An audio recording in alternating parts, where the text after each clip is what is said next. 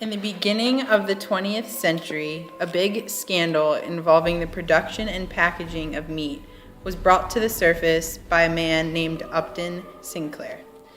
He brought the attention to the public about the reality of the process of producing meat in his book called The Jungle, that was published in 1906. There were two major problems within the meat industry. One being the meat itself and the actual ingredients that were put into making it, as well as the employees of the factories and how they were mistreated during their employment.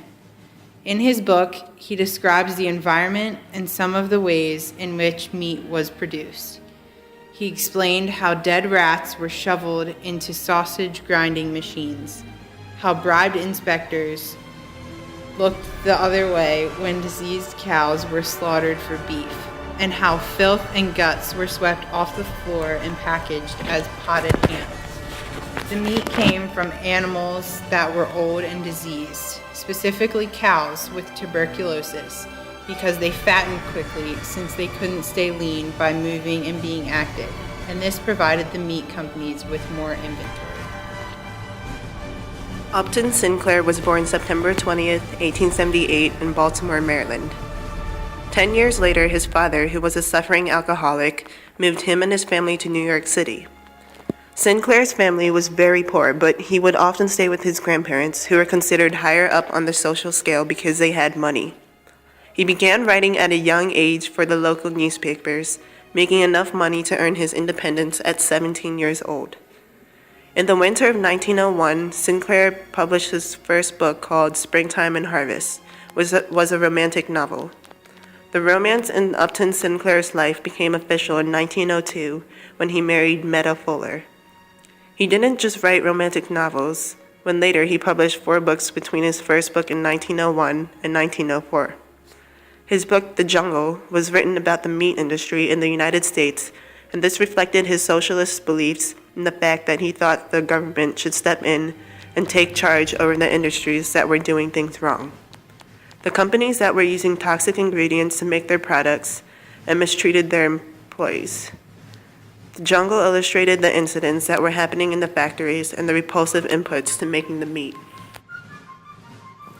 As a response to the public's heightened awareness to safety issues, President Theodore Roosevelt passed the Meat Inspection Act of 1906. This act states that animals had to pass inspection by the U.S. Food and Drug Administration before and after being slaughtered. Also, cleanliness standards at the meat packing plants were established. Soon after, the Pure Food and Drug Act of 1906 was passed and became effective in 1907.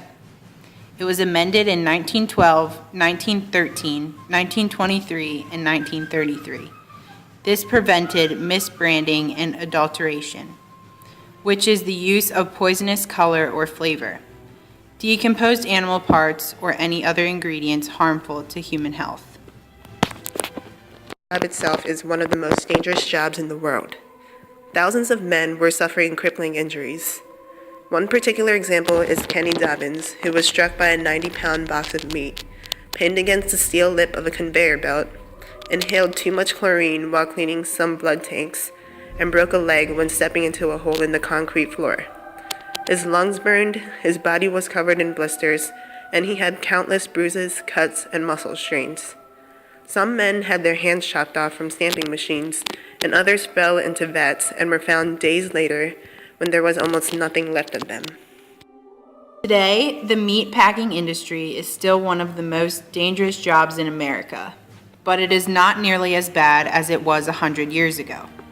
Even harsh critics acknowledge that meat packing is much safer and cleaner than when Sinclair noted that rats were scurrying over piles of meat and sick animals were being slaughtered.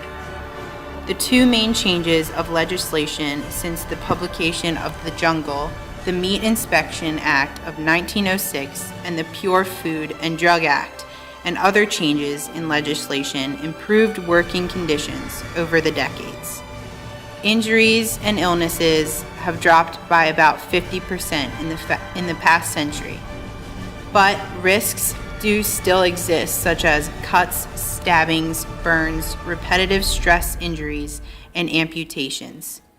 Some injuries are being underreported because immigrants fear job loss and others do not want to cause more problems, such as retaliation. One thing that hasn't changed is that thousands of immigrants come to the meat packing industry like they did over a century ago. The industry is still believed to have many undocumented workers and does not pay its workers fairly.